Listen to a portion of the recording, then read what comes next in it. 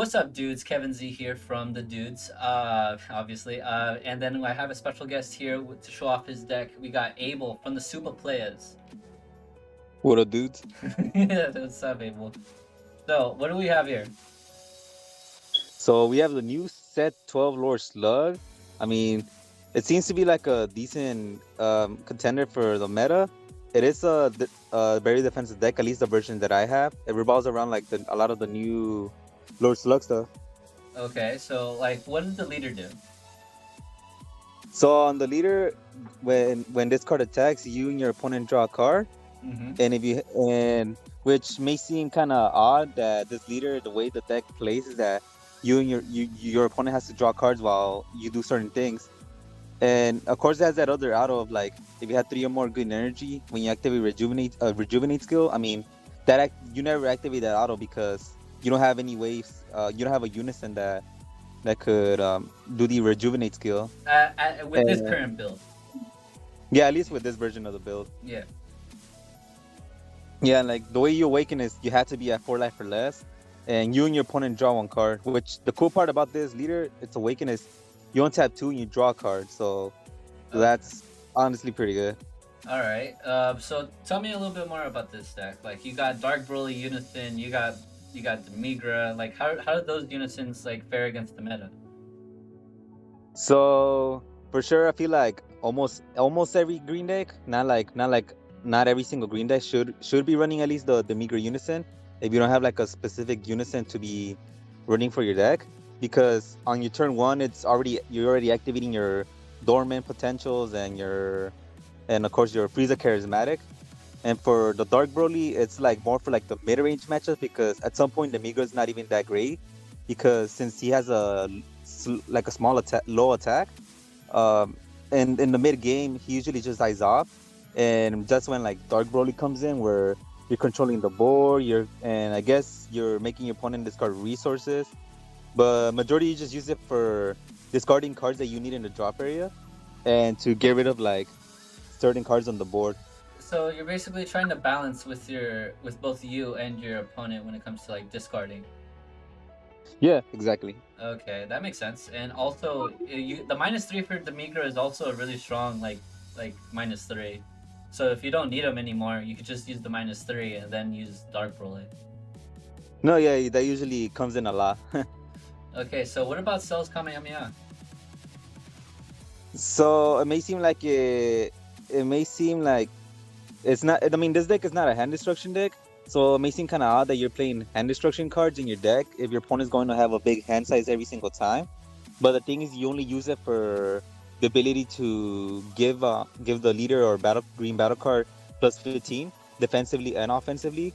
If you guys haven't noticed, the leader's awaken side is 20k attack base. Ooh. So during your turn, you could pressure for 20k along with Cells Kamea for some plays to try to push for game, or defensively if your opponent has 7 or more cards in their hand, and then you could defend with high numbers with Cells Kameha. Okay, that makes sense. So, all right. So then we also have the defensive cards right here. We got Shocking, we got Dormant Potential, but we also have this one drop Slug that actually I'm not that familiar with. Yeah, this is a new card from the set.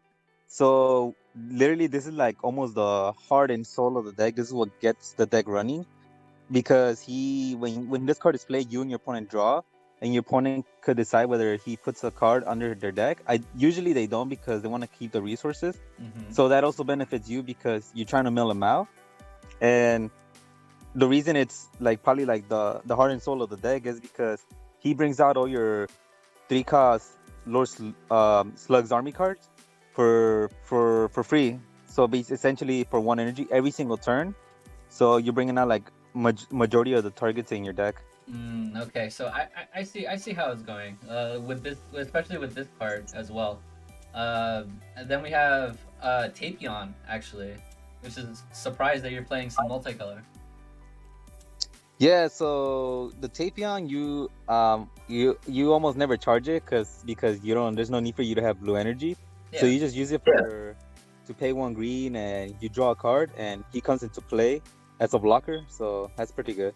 Yeah, that's just a good defensive way to go about your turns, etc., etc.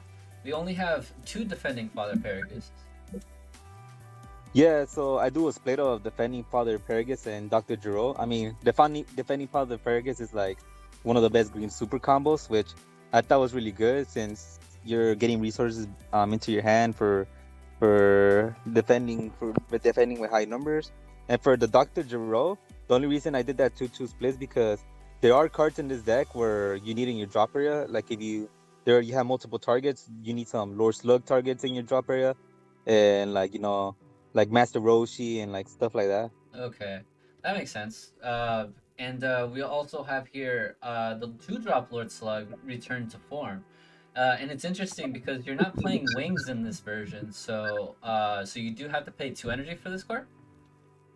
Yeah, so the reason I'm not playing wings as well is because, like I said, majority of these of your Lord Slug targets, for the one drop, you can bring them out for free. So ideally, as long as you have your one drop Lord Slug out there, then the two drop Lord Slug return to form is for free. And as well, there's a cool little combo with this card where what the awakened side of the leader does is if you have 10 or more cards, if your opponent has 10 or more cards in their hand, then you could play a Slug's army card, 2 costs or less. So you play Lord Slug Return to Form or the one drop Slug. And the cool play is that you could combo with this with the 2 drop Slug from the field. For example, if you did play it that same turn, you could combo it away and you could activate the leader's effect to play it again. And in that turn, you just added 2 cards to your hand, 2 targets to your hand. So that's Okay. pretty good. So it's supposed to be a really good resource management when you're trying to deal with your opponent. Mm-hmm.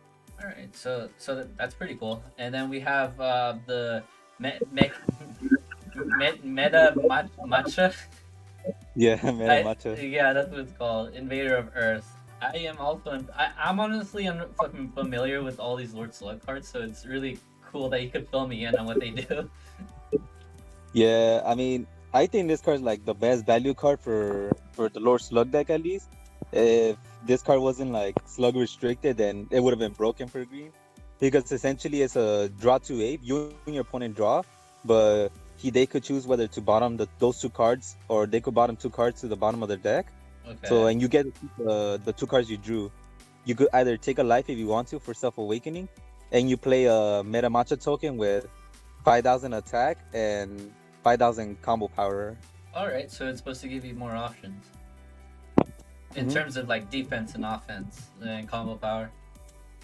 Yeah, and hand size. So, and you're filtering through your deck as well. Yeah, that's really cool. And then we have a little bit more of the meteor card, like the more meats, the more actual like heart of the deck, which is the 3 drops, Lord Slug. Hmm. So what is this one? Return to life. So, Return to Life is like the removal of the deck. It is one of the promos. So, Okay. I do somewhat feel like you do need to run this card in the deck, because what it does is when this card comes into play, you you choose one of your opponent's battle cards and KO it, and you Okay. and your opponent draw a card. So that's pretty much filtering through the deck. Like if this card ignored barrier, then this deck I feel like could have been tier 1, honestly. Okay, yeah, because anything that ignores barriers is just like super good, honestly.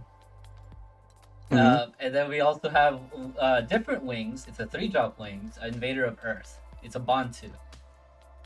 Yeah, so I was thinking of cutting this wings as well to 1, because since it's searchable through the 2 draw Lord Slug. Okay. Because if this card's in rest mode and you meet the bond 2 requirement, then your battle cards can be KO'd by your opponent's skill.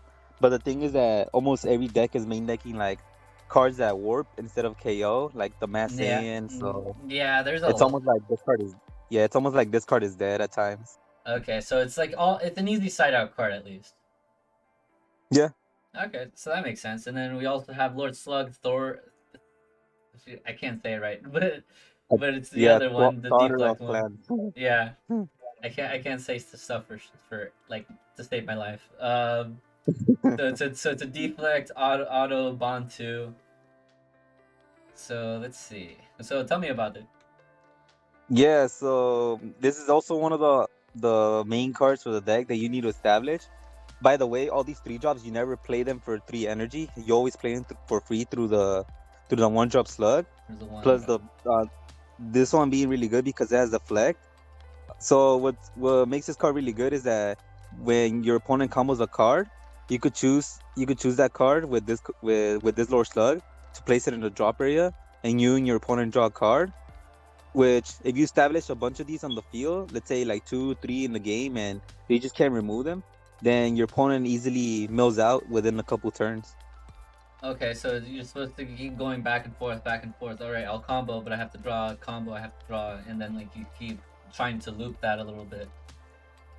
Yeah, yeah. I remember one time I had 4 of these out, and as I was defending with like dormant potential, and I kept pressuring my opponent, he ended up milling out really fast. So Yeah, yeah, you could kind of. because combo one. All right, so all of a sudden I have to like, like every single time, like when you're at low life, you have the combo one draw. So that happens like 4 times, and that's per Hmm. turn.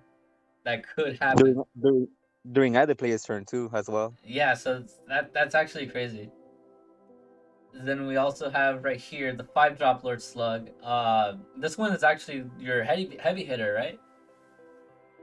Yeah, so this one, yeah, you can't bring it out through the through the one drop slug. You actually had to pay the 5 energy, which is may seem kind of heavy in the deck, but of course, I mean, as soon as you discard display, it has like a really busted effect where it has deflect and double strike.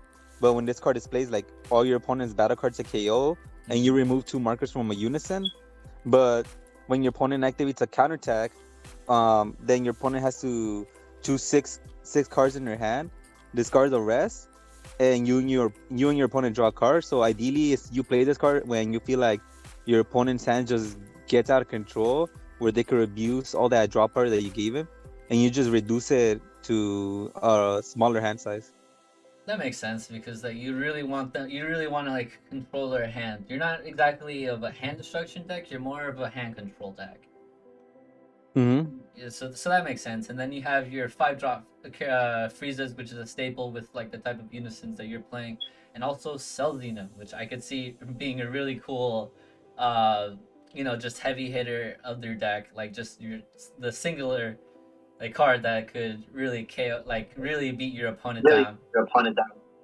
Yeah, so for the Celzino, I was gonna say if you don't have this card, other secrets that I had tried, that might work, that might be cheaper than Celzino, are probably like the green secret ape, where you could KO something barrier when you combo with it.